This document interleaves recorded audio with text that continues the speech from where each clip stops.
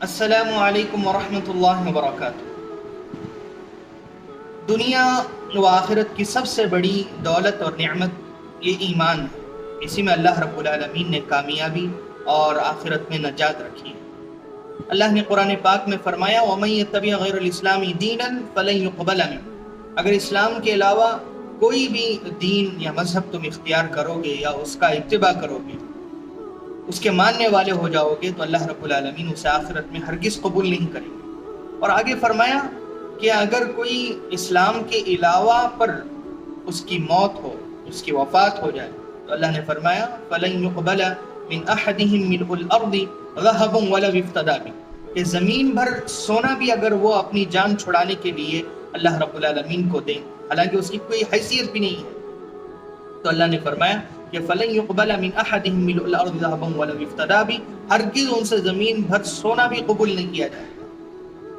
تو اس تمہید کا مقصد یہ ہے کہ ملک میں اور پوری دنیا میں ارتداد کا مسئلہ بڑھتا چلا جا رہا ہے۔ ارتداد، اسلام کو چھوڑ کر مسلمان دوسرے مذہب کی طرف یوں کہیے کہ ایک دوسرے مذہب کو اختیار کر رہے ہیں۔ اس میں سے کئی وجوہات ہیں، اس میں سے دو وجوہات تو ساری دنیا کے سامنے آ گئی ہیں۔ ایک تو عشق اور معشوقی ہے، اور دوسرا غربت یا دنیا کے وسائل کا نہ ہونا۔ تو ہمارے شہر بنگلور میں بھی ایک واقعہ کسی نے ارسال کیا، حقیقت پر مبنی ہے یا نہیں، یعنی حقیقی ہے یا نہیں، لیکن اس طرح کے کئی واقعات ہو چکے ہیں۔ میاں بیوی تھے، ہنسی اور خوشی کے ساتھ زندگی ہو رہی تھی، 2 بچے بھی ہوئے، اچانک شوہر کا انتقال ہو جاتا ہے۔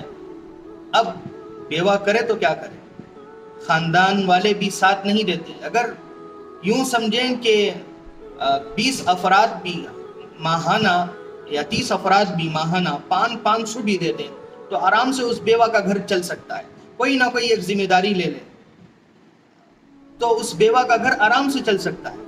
لیکن ہمارے پاس تو شادیوں کے لیے لاکھوں روپے ہیں، لیکن بیوہ کے لیے اور اس کی امداد کے لیے، اس کے بچوں کے لیے کوئی پیسے نہیں۔ اور اگر جائے بھی تو ایک مرتبہ آپ اس بیوہ کو دے دیں گے، اس کے بعد اس کی امداد، اس کی مدد کے لیے آپ کے پاس پیسہ نہیں ہوتا۔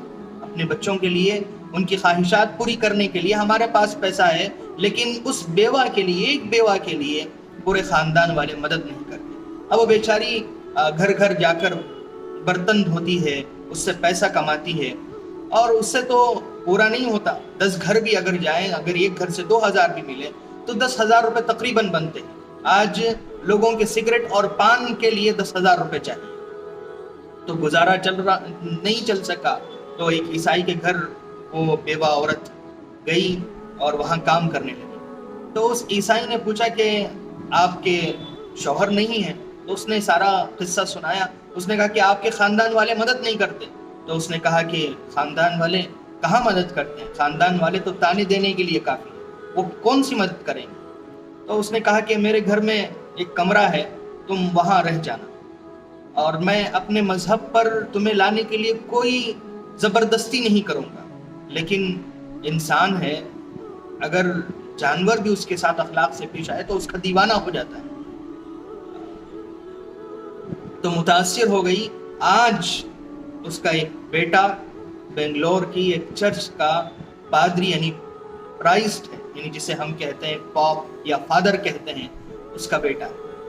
ذرا سوچیں کہ ہمارے خاندان میں ایسی بیوہ عورتیں ہوں گی یا مجبور ہوں گے جو مجبوری کے عوض کیا ہے، اپنے مذہب کو چھوڑنے کے لیے تیار ہو جاتی ہیں۔ یاد رکھیں اللہ رب العالمین اس خاندان کے جو اہم افراد ہیں، یا پورے خاندان کو بھی اللہ کل قیامت کے دن پکڑ لیں گے کہ تم نے اپنی شادیوں میں اپنا پیسہ برباد کیا، تم اپنے بچوں کو مہنگے اسکولوں میں پڑھانے کے لیے تیار ہو گئے، لیکن اس بیوہ کے بچوں کو تم پڑھا نہیں سکے ایک معمولی اسکول میں بھی، جس کی وجہ سے وہ بیوہ وہ غیر مذہب میں یعنی ارتداد کا شکار ہو گئی اور دین اسلام کو چھوڑ گئی، اور وہ جنت سے محروم ہو گئی، اس کے بچے جنت سے محروم ہو گئے۔ اور تم یہاں کیا صورت لے کر آئے ہو کہ ہم سال میں ایک مرتبہ زکوٰۃ دے کر ہم جنت کے حقدار ہو گئے؟